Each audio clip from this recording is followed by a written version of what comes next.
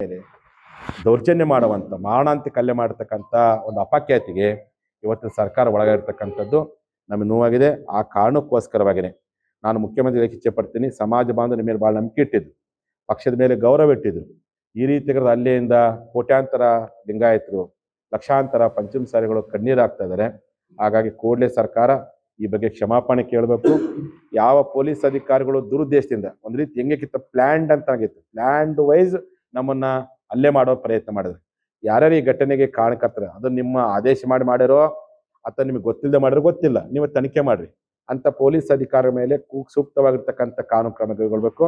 ಅವ್ರನ್ನ ಸಸ್ಪೆಂಡ್ ಮಾಡಬೇಕು ಅಂತೇಳಿ ಈ ಮೂಲಕ ಆಗ್ರಹ ಮಾಡ್ತೀವಿ. ನಮ್ಮ ಕೆಲವು ಅಮಾಯಕ ರೈತರ ಮೇಲೆ FIR ದಾಖಲು ಮಾಡಿದ್ವಿ ಇವತ್ತು ಹಿರೇಬಾಗೇವಾಡಿ ಪೊಲೀಸ್ ಸ್ಟೇಷನಲ್ಲಿ. ಅದನ್ನು ಕೂಡಲೇ ಬಿ ರಿಪೋರ್ಟ್ ಆಗಿ ಅದನ್ನು ವಾಪಸ್ ಪಡ್ಕೊಳ್ಬೇಕು. ಇನ್ನು ನಮ್ಮ ಏನಿವತ್ತು ನಮ್ಮ ಸಮುದಾಯದ ಜನ ಇವತ್ತಿನ ಹಾಸ್ಪಿಟಲ್ ಅಡ್ಮಿಟ್ ಆಗಿದ್ದಾರೆ, ಸರ್ಕಾರ ಅವರಿಗೆ ಪರಿಹಾರ ಕೊಡ್ಬೇಕಾಗಿಲ್ಲ. ನಮ್ಮ ಜನಕ್ಕೆ ದೇವ್ರ ಶಕ್ತಿ ಕೊಟ್ಟನೆ, ನಮ್ಮ ಕೈಲಾದಷ್ಟು ಹಣ ಕೂಡಿಕಾಡು ಮಾಡಿ ಆಸ್ಪತ್ರೆ ವೆಚ್ಚವನ್ನು ನಾವು ನಿಭಾಯಿಸುವ ಪ್ರಯತ್ನ ಮಾಡ್ತೀವಿ.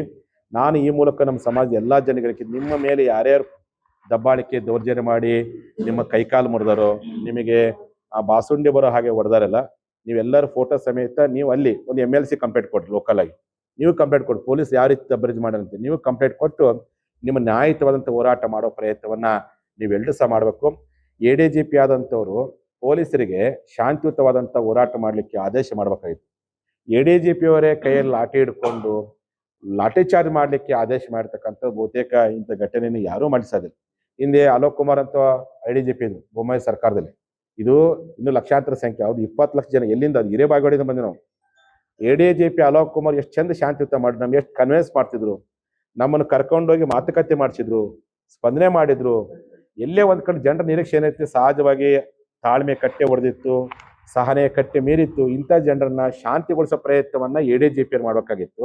ಅದನ್ನು ಬಿಟ್ಟು ನೀವು ಲಾಠಿ ಚಾರ್ಜ್ ಮಾಡುವಂಥ ಪ್ರಯತ್ನ ಮಾಡಿದ್ರೆ ಎಲ್ಲೇ ಒಂದು ಕಡೆ ದುರುದ್ದೇಶದಿಂದ ಮುಖ್ಯಮಂತ್ರಿಗಳ ಮೇಲೆ ಅಥವಾ ಸರ್ಕಾರ ಮೇಲೆ ನೀವೇ ಪರೋಕ್ಷವಾಗಿ ಕೆಟ್ಟ ಹೆಸರು ತಂದಿರಿ ಅನ್ನುವಂಥ ಅನುಮಾನ ವ್ಯಕ್ತವಾಗ್ತಾ ಇದೆ. ಆ ಕಾರಣಕ್ಕೆ ಕರ್ನಾಟಕ ಸರ್ಕಾರ ಲಿಂಗಾಯತರ ಮೇಲೆ ಮಾಡಿರ್ತಕ್ಕಂಥ ಈ ದುಷ್ಕೃತ್ಯಕ್ಕೆ ಕ್ಷಮಾಪಣೆ ಕೇಳಬೇಕು.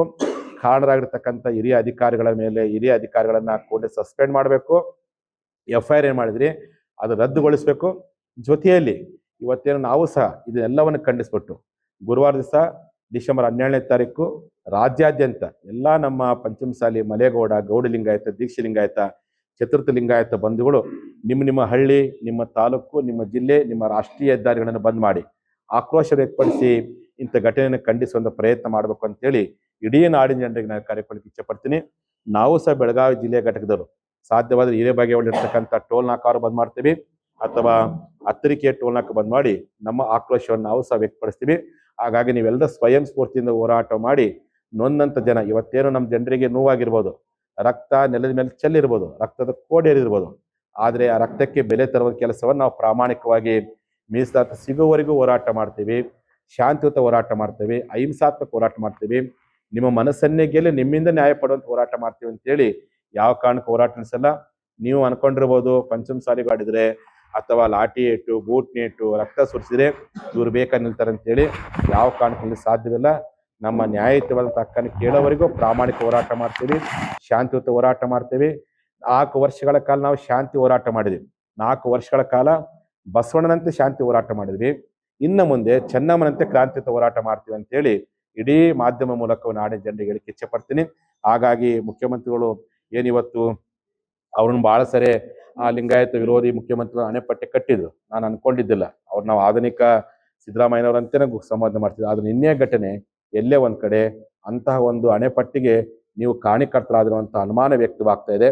ಹಾಗಾಗಿ ಈ ರೀತಿಯಾಗಿರ್ತಕ್ಕಂಥ ದೌರ್ಜನ್ಯ, ಈ ರೀತಿಯಾಗಿರ್ತಕ್ಕಂಥ ಲಿಂಗಾಯತ ವಿರೋಧ ನಿಲುವು ಇನ್ನು ಮೇಲೆ ಬಿಡಬೇಕು.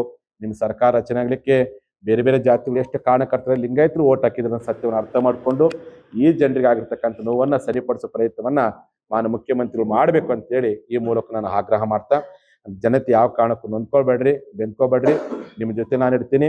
ಯಾರ್ಯಾರಿಗೆ ಅಲ್ಲೇ ಆಗಿದೆ, ಯಾರ್ಯಾರು ತೊಂದರೆ ಆಗಿದೆ, ಈ ಅಧಿವೇಶನ ಮುಗಿದ ನಂತರದಲ್ಲಿ ನಿಮ್ಮೆಲ್ಲರ ಮನೆಗೆ ಭೇಟಿ ಕೊಟ್ಟು ನಿಮಗೆ ಸಾಂತ್ವನ ಹೇಳ್ತೀನಿ. ನಿಮ್ಮ ಬೆವರಿನ ಹನಿ, ನಿಮ್ಮ ರಕ್ತದ ಹನಿ ಯಾವ ಕಾರಣಕ್ಕೂ ಅದು ವ್ಯರ್ಥ ಆಗ್ಲಿಕ್ಕೆ ಬಿಡೋದಿಲ್ಲ. ಖಂಡಿತವಾಗಿ ಮೀಸಲಾತಿ ಕೊಡ್ಲಿಕ್ಕೆ ಪ್ರಾಮಾಣಿಕ ಪ್ರಯತ್ನ ಮಾಡ್ತೀನಿ ಅಂತೇಳಿ ಈ ಮೂಲಕ ಮಾಧ್ಯಮದ ಮೂಲಕವಾಗಿ ಮನವಿ ಮಾಡಿಕೊಂಡು 2 ಮಾತನ್ನು ಮುಗಿಸ್ತೀನಿ. ಶರಣ. ಗ್ಯಾರಂಟಿ ನ್ಯೂಸ್, ಸುದ್ದಿ ಖಚಿತ, ನ್ಯಾಯ ನಿಶ್ಚಿತ.